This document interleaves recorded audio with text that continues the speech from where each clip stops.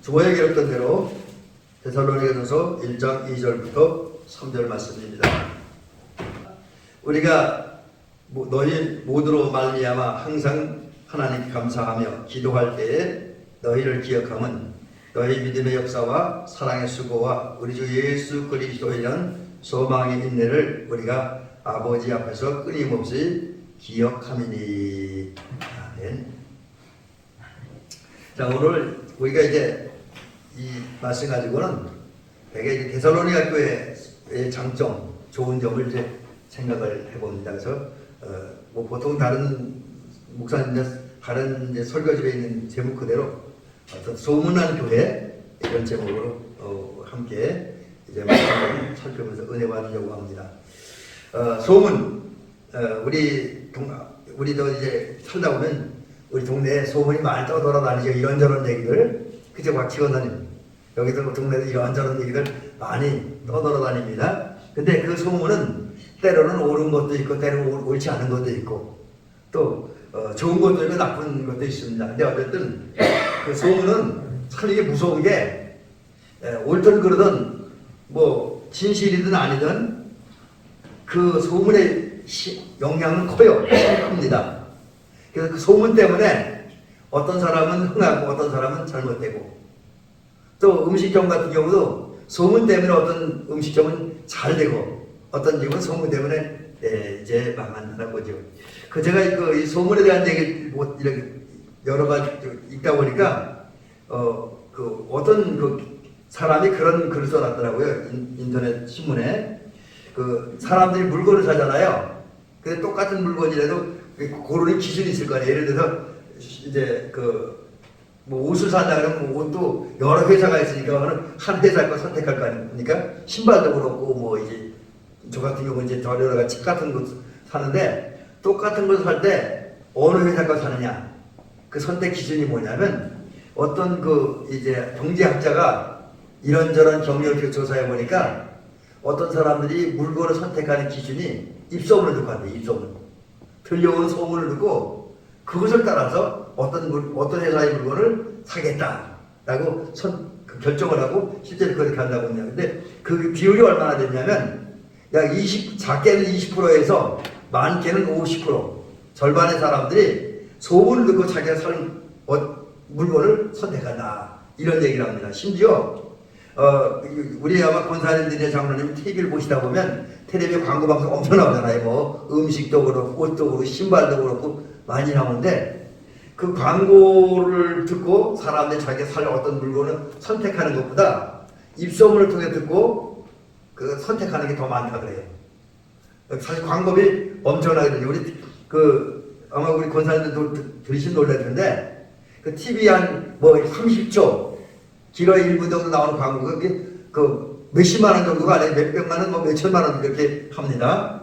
그렇게 많은 막대한 돈을 투자해서 광고를 해서 물건을 사기를 결정하는 것보다 입소문을 듣고 선택하는 경우가 더 많다. 이런 얘기를 하더라고요. 근데 여러분 제가 이제 소문의 중요성을 이제 말씀드렸는데 소문의 중요성은 사회에만 해당하는 게 아니죠. 교회도 마찬가지예요. 교회도 소문이 잘 나야 됩니다. 아마 과거에 우리 장로님이나 권사님들이 또 제가 어렸을 때 신앙생활 했던 거하고 요즘 사람 신앙생활 기준이 좀 다르죠. 이제 교회를 선택할 때 자기가 출석하고 신앙생활 교회를 선택을 하잖아요. 근데 물론 뭐 어머니 때부터 아버지 때부터 이렇게 모태 신앙을 가지고 거기 출석했던 분들은 예외가 될 수 있죠. 제가 그 전에 어느 방송에서 인터넷에서 만났는데 제가 부러운 게 그 집은 4대가 한 교회에 출석해서 한 교회에서 예배드린대요. 4대가. 대단한 거 아닙니까? 근데 그런 경우는 좀 드물잖아요. 되게 이제 이렇게 가서 취업해서 이사를 간다든지 출장을 간다든지 그래서 처음에 이제 이 예배 출석할 교회 또 예배 드려갈 교회를 선택하는 그 기준이 뭐냐 여러 가지 이야기가 있는데 통로가 있는데 그 중에 하나 소문이 소문. 심지어 요즘은 목사님들도 임지 이동할 때 옛날 저 사명회 가서 그냥 가지 않습니다. 이것은 대부분의 목사님 젊은 목사님 다 소문을 알아보고 그러고 합니다. 참 요새는 어려운 시대예요. 소문이라는 게 무지무지하게 중요한 거예요. 그래서 좋은 소문이 난 교회들은 사람들이 더 많고, 좋지 않은 소문들, 뭐 예를 들어 교회가 누가 뭐 어떤 비리에 연루되었다, 뭐 어떤 도둑질 사기에 연루되었다, 뭐 이렇게 되면 또 그 교회에는 분쟁이 있다, 뭐 이런 얘기가 들면 특히 젊은이들은 안 가지. 그 어떤 그 이렇게 언론을 보면 어떤 교회는 분쟁이 생기니까 뭐 일주일 사이에 뭐 20, 30명씩 교인들이 다른 데로 빠져나간 그런 교회도 있다고 그럽니다. 그러니까 있는 교회는 아니에요. 소문을 들으면. 근데 소문이 좋으면 이제 사람들이 그 교회는 호감을 갖고 좋은 느낌을 가지니까 더 찾게 되어집니다. 이 부분은 그 이제 요즘만 그런 게 아니라 우리 신약성경 사도행전에 보면 예루살렘 교회가 아주 빠르게 성장했잖아요. 아마 현대교회가 아무리 빠르게 부흥하고 성장한다 해도 예루살렘 교회에서는 빠르게 성장한 교회는 없을 겁니다. 이제 우리 권사님이 잘 알다시피 예루살렘 교회 처음에 예수님이 오셨고 예수님 12제자 가지고 이렇게, 물론 그때는 예루살렘 교회는 아니죠. 12제자가 이렇게 교육하다가 70명 늘어났고, 그리고 이제 예수님이 이제 부활하신 다음에 이제 40일 동안 제자들 가르치고 승천할 때 예수님 앞에 몇 명이 있었습니까? 이제 500여의 형제들이 예수님이 승천하시는 모습을 지켜보았다 그랬잖아요. 근데 그리고 실제로 예수님이 이제 승천한 다음에 제자들이 마가이다를 거기서 기도할 때 500명이 다 온 거 아니잖아요. 한 300 몇십 명은 떨어져 나가고 120명만이 마가이다를 와서 기도했고 그분들이 이렇게 제보했습니다. 근데 120명 적은 인원은 아니지만 120명에 의해서 예루살렘 교회가 세워진 거예요. 근데 그 교회가 어떻게 됐습니까? 베드로가 설교할 때 하루에 3,000명이 되게 하고 예수를 믿었다고 했으니까 엄청나게 부흥한 거 아니에요? 그대로 이제 예루살렘 교회는 점점 부흥했는데 그 원인이 뭐겠는가? 여러 가지. 제일 중요한 원인은 하나님의 역사, 성령의 역사니까 그랬겠고요. 또 하나 무시할 수 없는 게 사도행전 2장 끝 부분에 보니까 예루살렘 교회가 하나님과 사람에게 칭송을 받았다. 다른 말로 하면 예루살렘 교회는 예루살렘 시민들, 주변 사람들에게 좋은 느낌을 줬다. 그 좋은 느낌, 그것이 소문으로 널리 퍼져나갔다는 거죠. 왜 그랬습니까? 예루살렘 교회는 사도행전 2장과 4장에 보면 아주 아름다운 교회이잖아요. 모이기 힘쓰고. 성경에 보면 그는 날마다 모였다. 날마다. 그렇다고 오늘 좀 교회가 잘 된 것도 아니라 다락방에서 어떤 성도의 집에서 모이는데 날마다 모였다 그랬어요.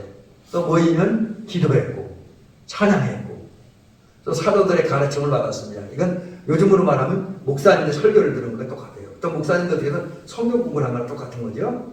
그리고 이제 성도들끼리 떡을 뗐다. 떡을 뗐다는 두 가지 의미가 있죠. 하나는 성도들끼리 애찬을 나누고 같이 식사하면서 사랑의 음식을 나눴고 또 이제 주님의 이름으로 성찬을 들었다. 이제 그런 두 가지 의미가 있습니다. 그리고 성도들끼리 늘 이제 주 안에서 사귀고 교제하는 영적 교제도 있고 이렇게 육적으로 마음과 마음의 교제를 나누는 교회이고 또 바나바를 중심으로 해서 많은 성도들이 특별히 예루살렘 교회 성도들이 부유한 사람들은 자기의 있는 것을 이제 가지고 어려운 사람을 도와주면서 교회에 극빈자, 아주 가난한 성도가 없었다는 거지요. 이제 그런 아름다운 모습을 보면서 사람들이 칭찬하고 하나님을 칭찬했습니다. 그것이 바로 예루살렘 교회가 아주 급속하게 부흥하고 성장한 원인이었다라는 거죠. 근데 이 일은 과거만 예루살렘 교회 시절만 있는 것이 아니라 오늘도 마찬가지고 오늘도 어떤 교회가 지역사회에 좋은 소문이 나면 교회가 굉장히 그 교회로 많은 사람들이 몰려가게 되는데 앞에서 말씀드린 것처럼 교회가 좋지 않은 소문이 나면 사람들이 기피하죠. 안 가죠. 그런 면을 볼 때 교회는 좋은 소문을 내야 된다라는 사실이죠. 근데 오늘 우리가 읽은 데살로니가 교회는 참 좋은 소문을 낸 교회였습니다. 좋은 소문을 냈다는 사실이 우선 어디서 등장하냐면 1장 2절에 보니까 바울이 그런 얘기를 하잖아요. 우리가 너희 모두로 말미암아 항상 하나님께 감사하며 기도할 때마다 너희를 기억하며 여기서 중요한 단어는 그 바울 사도가 데살로니가 성도들만 생각하면 감사했다는 거예요. 그러니까 감사했다라고 하는 것은 그만큼 이 바울 사도에게 있어서 데살로니가 성도들은 좋게 생각되는 거죠. 좋게.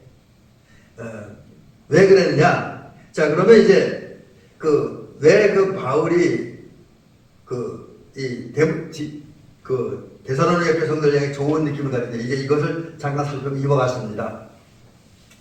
데살로니가 교회는 바울에 의해 세워진 교회입니다. 바울이 제2차 전도 여행 중에 이제 마게도냐 지방으로 갑니다. 우리 사도행전을 보면 저도 그걸 하면 참 일목요연하게 연결하기 좀 어려운데 사도행전 이제 13장부터 거의 20몇 장까지 읽어보면 바울이 3차에 걸쳐 세계 전도 여행을 합니다.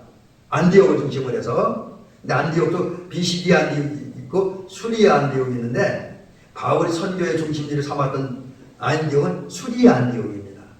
수리아 안디옥. 그 안디옥을 중심으로 이제 전도를 하던 중에 1차 전도 여행을 마치고 2차 전도 여행을 떠납니다. 그때 바울이 마게도냐 지방으로 가는데 마게도냐 지방에다가 첫 번째 빌립보에 전도를 해요. 그리고 빌립보에 전도하다가 또 이제 장소를 이동해서 전도하고 전도해서 이제 사람들이 생기니까 교회를 세운 자리가 바로 데살로니가입니다. 데살로니가 시에 대해서는 오늘 말씀드리지 않을게요. 근데 데살로니가에서 이제 말씀을 전할 때 아마 성도들이 잘 받아들였던 것 같아요. 그래서 데살로니가에서 구원의 역사가 일어납니다. 근데 문제는 바울 사도가 데살로니가에서는 그렇게 오랫동안 목회하지는 못합니다. 전도도 오래 못해요. 왜냐하면 바울이 가는 곳에는 늘 유대교회 열심히 있는 사람들 있잖아요. 바리새인들 중심으로 해서 어떤 유대 율법주의자들, 유대교에 속한 사람들이 늘 쫓아와서 바울이 전도할 때 방해를 하고 박해를 하고 핍박을 합니다. 그런 박해가 너무너무 심해갖고 바울이 도저히 데살로니가에서 목회를 할 수도 없고 전도를 할 수 없어요. 그래서 이제 바울이 떠나갑니다. 그리고 이제 돌고 돌아서 어디까지 하면 고린도까지 갑니다. 고린도에서는 바울이 한 3년 6개월 정도 목회를 하고 전도를 합니다.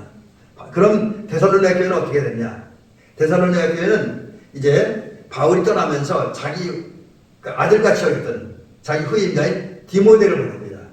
디모데가 거기서 교육도 하고 전도도 하고 설교도 하고 목회를 하게 합니다. 하지만 바울의 마음속에 늘 데살로니가 교회가 마음속에 남아있는 거예요. 마음속에 남아있어요. 왜냐하면 조금 더 목회하면 신학이 잘 다듬어져야 되는데 복음 문제는 믿기는 했지만 그 성장하도록 돕지는 못하고 떠났어요. 그러니까 이제 한마디로 데살로니가 교회 성도는 예수님은 영접했는데 아직 기초 신앙이 제대로 세워지지 않았어요. 그런 상태에서 이제 가니까 바울이 늘 데살로니가 교회 성도 생각하고 기도를 합니다. 근데 그럼에도 불구하고 이제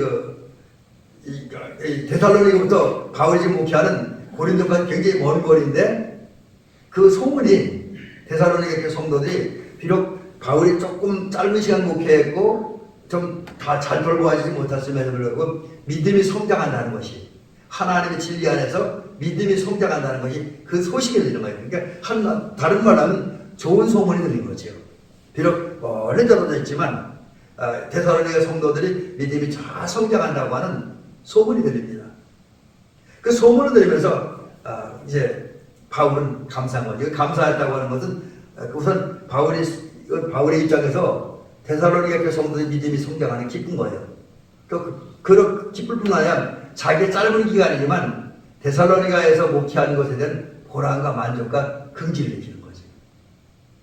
여러분 제가 이제 저렇게 목회를 해봅니다만 그런 걸 많이 이렇게 어떤 하루 사역했을 때 우리 교회에서 제가 말씀을 전하는 거나 다른 일 했을 때 어떤 때는 아직 내가 한 사역에서 보람과 만족을 느끼는 날이 있어요. 여러 가지 이유가 있겠지만 물론 그렇지 않은 날도 가끔 일어납니다만 사역하고 나면 그 반응이 좋고 성도들이 잘 이렇게 좋은 모습을 보이면 사역에 보람을 느끼죠. 근데 지금 바울이 비록 이제 데살로니가 성도들은 멀리 떨어져 있는 상황이긴 하지만 들려오는 얘기를 보면서 그들의 믿음 하루하루 잘 성장해가는 모습을 보면서 기쁜 거예요. 감사한 거예요. 보람과 만족을 느끼는 거죠. 근데 그렇게 된 거는 멀리 떨어진 바울에게 좋은 소문이 들렸기 때문이다. 그 좋은 소문 때문에 이제 바울이 기뻐할 수 있었다라는 것입니다. 그래서 우리 성도들도 이 데살로니가 교회처럼 이제 좋은 소문을 낼 수 있어야 됩니다. 좋은 소문을 낸다고 하는 제가 1장 2절과 연결시켜 보니까 어떤 의미로 해석이 되어지냐면 나에 관한 우리 교회에 관한 소식이 우리 안에서뿐만 아니라 밖으로 나갔을 때 뭐 그게 다른 사람에게 나갈 수 있고 다른 목사님에게 나갈 수 있고 지방에는 우리 교회에 대한 소문이 나갈 수 있잖아요. 여러 가지 일들이. 근데 그 이야기를 들은 사람들이 우리 교회에서 펼쳐지는 우리 성도의 삶의 모습을 들으면서 감사함을 느낄 때, 그 교회, 그 성도, 그 누구누구, 신앙생활 잘하고 있어. 사역 잘하고 있어. 헌신 잘하고 있어. 또 목사님들께서 그 교회 어느 목사님, 사역 잘하고 있어. 이런 느낌을 갖고 기쁨과 보람을 느낄 때, 그게 이제 좋은 소문 내는 거라는 거죠. 그래서 우리 대비교 성도님들은 우리 자신이 신앙생활 잘하고 우리 교회 전체 성도가 잘 신앙생활 잘해서 하나님 기뻐하는 생활 잘하고 날마다 영적으로 신앙적으로 성장하면서 이런 하나님을 기쁘게 해드려야 되지만 옆으로는 우리 교회 우리들의 신앙생활은 그 모습과 소식을 듣는 사람들이 기쁘게 할 수 있고 보람을 느끼게 하고 만족을 느낄 수 있게 하는 그 저와 여러분들이 될 줄 믿습니다. 그것이 좋은 소문 내는 거예요. 자, 그러면 이제 우리가 이런 좋은 소문 내기 위해서 어떻게 해야 되느냐, 이 부분을 오늘 살펴보는데, 우선 좋은 소문 내기 위해서 우리가 좀 조심해야 될 부분과 적극적으로 실천해야 될 부분에 대한 이야기를 잠깐 드려보려고 합니다. 왜냐하면 예수님께서 마태복음 6장에서 분명히 이제 구제할 때, 기도할 때 그 기도하고 구제하는 사람에게 조심하라고 경계한 게 있어요. 근데 이거는 기도하고 구제할 때뿐만 아니라 우리가 신앙생활 하면서 좋은 소문 내야 되잖아요. 근데 이게 좋은 소문 낸다는 것을 자칫 잘못하면 오해를 해서 우리가 잘하는 모습, 우리가 좋은 모습 과시하고 드러내려고 할 수 있다라고 하는 거죠. 근데 주님의 입장에서는 내가 나의 잘하는 모습을 스스로 드러내는 것은 외식입니다. 외식. 여러분 그 구제하고 기도하는 게 나쁜 거 아니잖아요. 권사님 그렇죠? 구제하고 기도하는 좋은 겁니다. 그건 좋은 거예요. 근데 문제는 예수님 볼 때 그것을 이 바리새인이나 유대 종교 지도자들 또 유대 힘 있는 정치인들 같은 사람은 내가 이렇게 좋은 일 하고 있다 이것을 사람들이 드러내고 그게 예수님 보시기에 문제이거든요. 그래서 우리 교회가 좋은 소문을 내는 거 좋아요. 그래서 다른 사람들에게 감사하는 마음을 갖게 하고 기쁜 마음을 갖게 하는 건 너무 좋은데, 근데 그럴수록 금요일을 변한다라고 하는 거죠. 이게 뭐냐면 마태복음 6장 3절에서 예수님께서 말씀하시기를 그렇게 했어요. 그 말씀 그대로 읽어드리면 너는 구제할 때 오른손이 하는 것을 왼손이 모르게 하여 내 구제함이 은밀하게 하라. 이렇게 말씀하고 있습니다.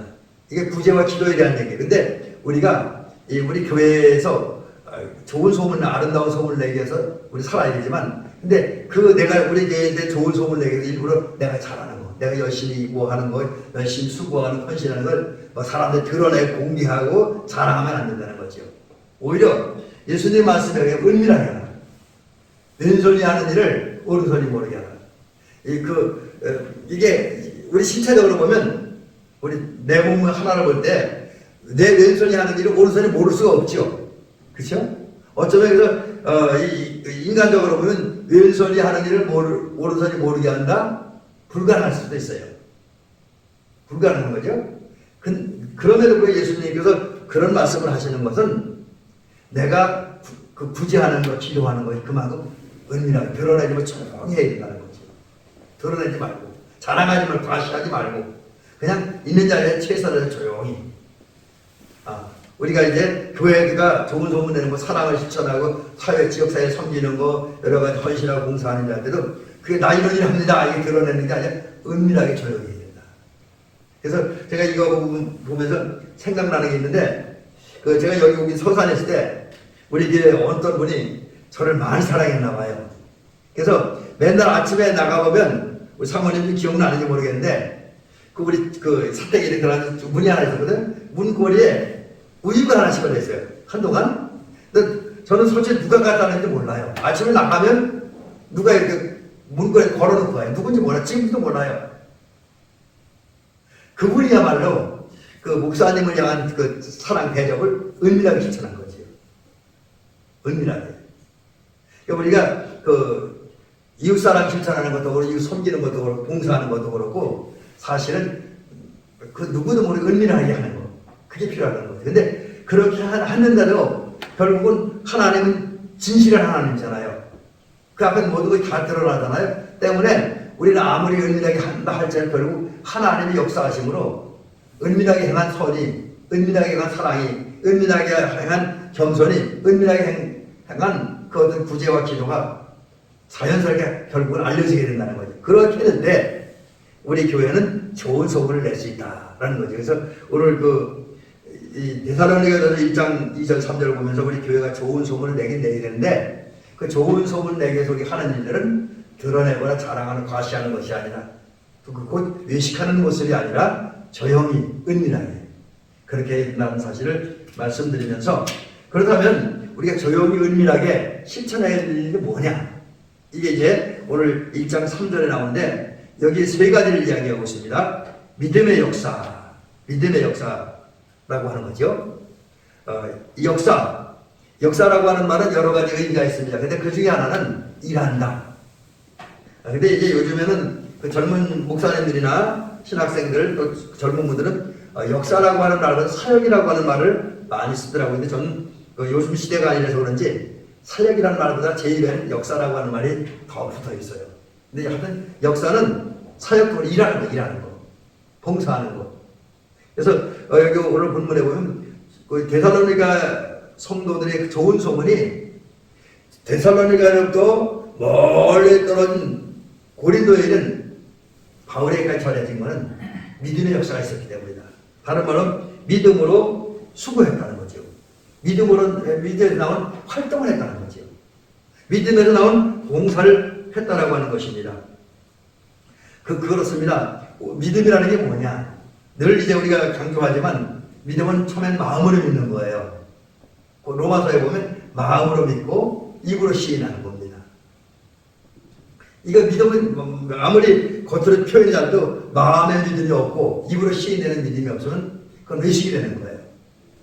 마음으로 믿어져야 돼요. 예수님이 나의 주와 그리스도가 되심이, 예수님이 나의 길과 진리가 되심이, 예수님이 나와 함께 하심이, 나의 생명이 되심이 마음으로 믿어져야 돼요. 그리고 입으로 시인되어져야 되죠. 근데 거기만 끝나면 그냥 뭐랄까요? 아직 성장하지 못한 어린아이와 같은 믿음이다 이렇게 표현할 수가 있습니다. 이제 믿음이 성장한 믿음, 이제 웨슬레 목사님 말하는 것처럼 청년의 믿음, 장년의 믿음, 그러니까 아주 활동적인 믿음, 역사하는 믿음이 되어지고 또 장년의 믿음이라고 해서 아주 성숙한 믿음, 이런 믿음이 되어지려면 어떻게 되냐? 마음으로 믿고 입으로 시인된 것이 행위로, 행동으로 증명되고 표현되고 삶으로 연결되어져야 된다라는 거죠. 그래서 우리가 그 마태복음 25장에서 진정한 믿음의 모습을 보잖아요. 예수님께서 이제 주님의 이름으로 이제 소자에게 냉수한 걸 대접하는 것이 나에게 한 것이다.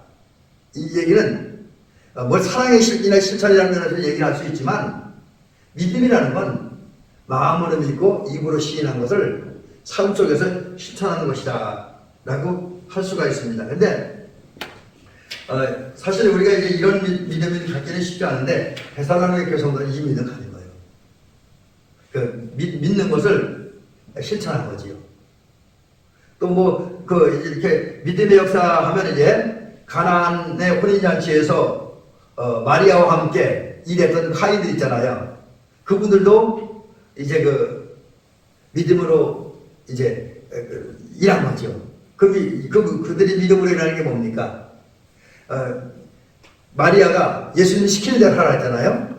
그리고 이제 얼마 후에 예수님께서 항아리에 물을 채우라. 그 집 앞에 6개의 항아리가 있는데 항아리에 물을 채우라.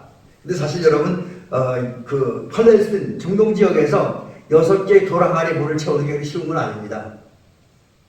우리 권사님도 옛날에 이 물동이고 물 들어 다니는 거 생각을 해보세요. 그때 참 어려웠잖아요. 특히 겨울에는, 그죠? 근데 중동은 우리가 더 어려워요. 물이 더 없습니다. 그래서 돌항아리 6개에 물 채우는 것도 쉬운 건 아니었습니다. 근데 갈릴리가나의 혼인잔치집에서 일했던 하인들은 예수님이 하나 채우라 그러니까 힘들고 어려웠지만 채운 거예요. 채우고 나니까 또 어떻게 합니까? 이 물을 떠다가 연회장에 갖다 주는 거예요. 지금까지 예수님께서 물 떠오라고만 그랬지 채우라고만 그랬지 어떤 일도 안 했거든요. 근데 그냥 갖다 주세요. 근데 갖다 줬잖아요. 이게 뭐냐? 지금 하인들은 어떤 경로인지 몰라도 예수님이 시키는 대로만 하면 된다. 예수님이 말씀하시면 하는 대로 하면 된다. 뭐가 역사가 일어난다. 뭐 사건이 일어난다. 이런 믿음이 있었던 거죠. 그래서 움직인 거예요. 이게 믿음의 행동입니다. 믿음의 역사예요. 근데 이런 일들이 이제 데살로니가 교회 성도들에게 있었다라는 거죠. 그래서 그들은 믿음을 가지고 믿음을 따라서 말하고 생각하고 결정하고 행동하는 실천하는 그런 삶을 살았다. 그런 모습들이 구체적으로 어떤 것인지 데살로니가전서에서는 이렇게 다 표현되어 있지는 않죠. 그러나 하여튼 오늘 본문에 보면 그들은 믿음을 가지고 그 삶의 기준이 믿음이었어요. 기초도 믿음이었어요. 그 믿음 가지고 그대로 믿는 것을 그 언어로 고백하고 말로 고백하고 행동으로 실천했다.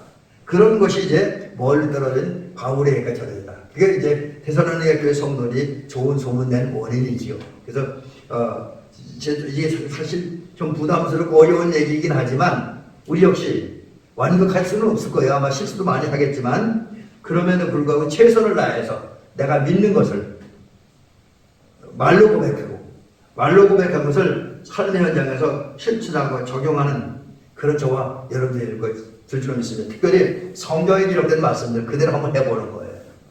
그게 이제 믿음의 역사다. 그리고 그런 믿음의 역사를 따라 살아갈 때에 우리 대대교회 성도는 신앙 좋다고 성장한다고 하는 소문이 은연중에 우리 지역에 우리 모두에게 펼쳐지게 될 줄로 믿습니다. 그 다음 두 번째 사랑으로 수고했다. 이제 여기서 이제 수고했다고 하는 말은 물론 일한다는 뜻이 있는데 그 일이 어느 정도냐 고통을 느낄 정도로 하는 고통을 느낄 정도로. 보통 이런 게 사랑한 대상을 뭔가 하는데 고통하는 게 내 몸에 고통이 따를 정도로. 그러니까 이제 이건 어떻게 생각하면 되냐면 우리 이제 신장로님은 남자니까 그런 일을 안 해봤겠지만 우리 두 분 권사님이나 사모님은 아기를 낳았잖아요. 그 아기 낳을 때 그 임산부가 얼마나 고통스러워요. 근데 자녀들을 사랑하는 마음을 그 출산의 고통을 겪으면서 출산을 하잖아요. 마치 그런 겁니다. 그래서 사랑의 수고는 아주 내가 힘들지만 내가 고통스러울 정도로 이제 내가 사랑하는 주님을 위해서 내가 사랑하는 성도와 가족을 위해서 이제 헌신하고 봉사한다라는 거지. 그래서 협성대학교 시대에서 성서 신학을 가르치는 신동욱 교수는 사랑이라는 뼈를 깎는 듯한 고통이 따르는 수고를 하는 것이다. 이렇게 얘기하는 것도 요한복음 주석을 들으면서 이제 했던 얘기가 지금도 생각이 나는데 데살로니가 교회 성도들은 주님을 위해서 또 그 교회 내에 사랑하는 성도들 위해서 수고하고 헌신하는데 아주 고통을 느낄 정도로 아주 크게 희생하고 헌신했다. 그러니까 이제 사랑의 수고는 한마디로 얘기하면 헌신했다고 하는 거, 희생했다고 하는 거. 그런 희생이 있었기 때문에 그들이 아름다운 이제 삶의 모습이 이제 멀 떨어진 바울에게까지 들려지게 되었던 것이고 또 더 기록 사람들에게도 확실히 펼쳐지게 되었던 것입니다. 근데 여기서 이제 사랑으로 수고하는데 그럼 사랑은 어떤 사랑이냐? 이거는 이제 하나님의 사랑이에요. 하나님의 사랑이라는 건 결국은 사랑받을 자격이 없는 사람들이 한 사람. 그러니까 우리가 하나님의 사랑을 받았는데 내가 하나님의 사랑을 받을 자격이나 공로가 조건이 됐어. 우리가 하나님 나 사랑한 거 아니잖아요. 나만이 부족하고 나만이 실수하지만 그럼에도 불구하고 하나님은 나를 사랑했다는 거지. 우리 역시 사랑으로 수고해야 되는데, 사랑하는 마음을 가지고 우리 교우들을 위해서, 가족을 위해서 수고해야 돼. 그 교우들, 내 주변의 이웃들, 가족들이 나에게 잘해서 내가 사랑하는 가치가 있어서 꼭 사랑하는 건 아니라는 거죠. 아무리 봐도 내가 사랑하기엔 문제가 있고 나의 너무 많은 그 고통과 아픔과 상처를 주었다 할지라도 사랑해야 된다는 거죠. 그런 사랑을 할 때, 그리고 그런 사랑의 마음을 가지고 누군가를 위해서 헌신하고 공적 희생할 때, 그게 사랑의 수고고, 그 사랑의 수고가 있을 때 이제 하나님께는 영광이 되어지고, 그런 모습들은 은밀하고 조용한 가운데 퍼져나가므로 교회와 성도들이 좋은 소문을 낼 수 있다라는 것이죠. 그 다음에 이제 마지막 하나는 뭐냐?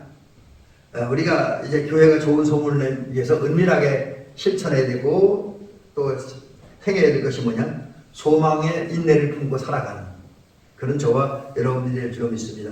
여기 인내라고 하는 것은 뭐 기본적으로 참는다 그런 뜻도 있지만 아직 견고해서 흔들리지 않는다 뭐 그런 것이 있어요. 그래서 여기 그 인내라고 하는 말을 표현하는 그 이제 원어 뜻을 보니까 그렇게 돼 있어요. 자기 입에 무거운 짐이 지어있는 거, 자기 등에. 근데 그 짐이 너무 무거워서 견딜 수가 없어. 쓰러질 수밖에 없어. 극한 고통이 따르는데 그럼에도 불구하고 그 짐을 짓고 서 있고, 그리고 서 있는 것을 끝나는 것이 그 짐을 지고 목적지를 향해 나아가는 거예요. 그 전에 요즘 뭐 그런 일이 없지만 제가 그 군대 생활할 때 우리가 이제 전방에 있었기 때문에 나무를 해라 뗐어요. 박달나무를 이제 산에 가서 뗐는데, 그리고 이제 박달나무도 떼고 뿐만 아니라 이제 우리 쌀 같은 거 이제 받잖아요. 그 삼국부대로부터 그걸 차로 우리 부대까지 우리 담자고 생활하는 그 소초 이제 전방에는 소대별을 있으니까 소초까지 갖다 주는 게 아니라 중대본까지 가져오면 우리가 한 시간 정도 산길을 타고 올라가요. 그리고 그 부식을 쌀을 60kg짜리가 있고 40kg짜리가 있는데 그걸 지고 내려와야 돼요. 근데 제가 2등병 때는 그 쌀 60kg 못 지겠더라고요. 근데 한 1병쯤 되니까 60kg 쌀을 지고 소대까지 왔어요. 근데 그게 무지무지하게 힘듭니다. 또 어떤 데 가스통도 지고 오고, 또 이제 나무하러 가서 나무 큰 거 지면 못 견딜 것 같아요. 근데 그걸 이제 가지고 가야 소대에 따뜻하게 잘 수 있으니까, 또 밥을 먹을 수 있으니까 그 밥 먹는 거 생각하고, 또 소대에 따뜻하게 잘 거 생각하고 나무도 어깨에다 미고 오고, 어깨 뻐근한데도 아직 부서지는 것 같은데도 또 쌀도 그렇게 지고 왔던 기억이 지금도 납니다. 그러니까 인내한다는 게 그런 거예요. 내가 견딜 수 없는 그런 짐이지만, 너무 고통스럽지만 그런 것을 지고 견뎌내는 거예요. 극한 상황에서. 근데 왜 그렇게 인내를 해? 소망이 있기 때문에. 그 소망은 단순히 세상 사람들 얘기하는 것처럼 그저 내일은 오늘보다 돈을 좀 많이 벌 것이다, 출세할 것이다, 내가 삶이 좀 윤택해질 때, 그것이 아니라 예수님. 그리고 예수님이 재림에 오실 이후에 주님의 은혜를 통해서 주님의 사랑을 받을 그 여러 각가지 은혜, 또 주님 재림에 오신 이후에 얻을 영광, 뭐 이런 것을 기대하면서, 그 기대가 있기 때문에 이제 어떤 어려움이 와도 그 모든 어려움과 고난의 짐을 지고 꿋꿋하게 믿음의 행진해 나가는 거지. 주님을 향해서, 천국을 향해서, 또 나의 그 은혜 받은 그 순간을 향해서 나아가는 거지. 이게 그런 삶이 데살로니가 교회 성도들이 있었던 거예요. 또 그렇게 살아갔던 거예요. 그래서 그 데살로니가 교회 성도들이 소망을 품고 인내하면서 믿음의 행진해 나가는 그 모습이 멀리 데살로니가에 멀리 떨어진 고린도에 있는 바울에게 전해졌고, 또 주변 사람에게 전해지면서 이제 그 데살로니가 교회는 아름다운 소문을 냈던 겁니다. 여러분, 먼저 예수님께 우리 인생의 소망을 두시길 주의 이름으로 간절히 부탁드립니다. 우리 진정한 소망은 예수 그리스도. 그래서 이제 어떤 목사님이 쓰신 설교지 보니까 책 제목이 왜 Jesus Christ our hope 이래고, 예수 그리스도는 우리의 희망, 이렇게 설교 제목을 써서 또 설교 제목도 그런 설교도 쓰고 책도 그렇게 이름도 그렇게 정한 걸 봤는데 그렇습니다. 또 베드로 전서가에 거기도 보면 예수 그리스도가 우리 소망이라고 했습니다. 그러므로 여러분 예수 그리스도께 소망을 드시기 바랍니다. 예수님 만나고 은혜 받고 또 그 예수님과 함께 살다가 예수님 재림에 오시에 있을 영광과 존귀를 또 그 승리를 생각하면서 오늘의 어려움이 다 그거 바라보면서 그 모든 어려움을 짐이 있다 할지라도 그 짐을 견뎌내는 우뚝하게 믿음을 행진해 나가는 저와 여러분 되시길 바랍니다. 이제 말씀 마치겠습니다. 우리 올해 좋은 소문 내야 됩니다. 그러기 위해서 사랑의 역사, 사랑의 수고, 믿음의 역사, 소망의 인내를 하면서 삶으로 이제 하나님의 영광, 또 우리의 삶의 모습을, 또 우리 신앙생활의 모습을 듣고 보는 사람들 기쁘게 해드림으로 또 감사케 함으로써 이제 그 좋은 소문을 낼 수 있는, 그리고 그래서 또 교회도 부흥에 좀 큰 역할을 감당하는 저와 여러분 되시기를 주의 이름으로 축원합니다.